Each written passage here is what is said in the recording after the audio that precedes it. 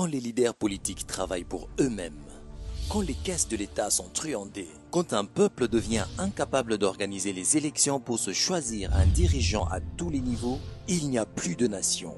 Plus personne n'est responsable de rien. Quand les conflits d'intérêts deviennent permanents, fruit de la porosité entre politique et économie, le pays est empoisonné dans sa gouvernance. La corruption empêche tout résultat positif et ralentit toute forme de progrès. Le sens de l'État disparaît et le contrat social se brise. Le pacte national disparaît. Et quand l'État vole en éclats, les dirigeants deviennent des mercenaires et les citoyens des délinquants.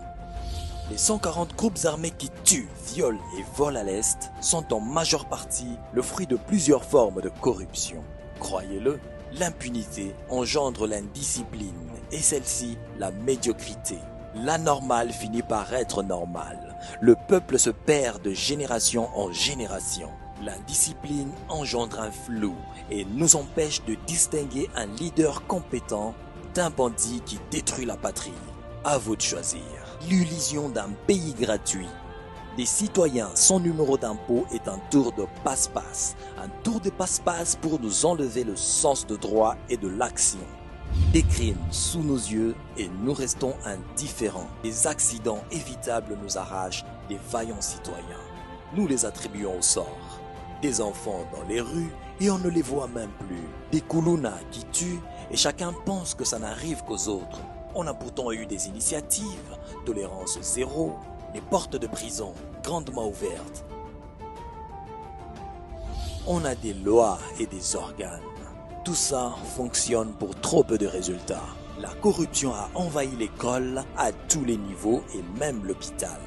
Il faut arrêter ça tout de suite. Nous payons le stupide prix du silence et de l'égoïsme comme des idiots. Nous pouvons changer tout ça. C'est notre choix.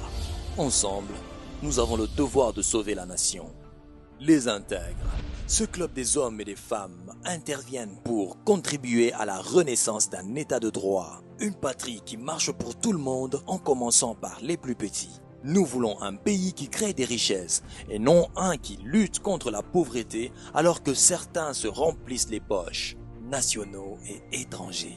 Nous voulons une prospérité co-construite et partagée équitablement. La corruption n'est pas une option.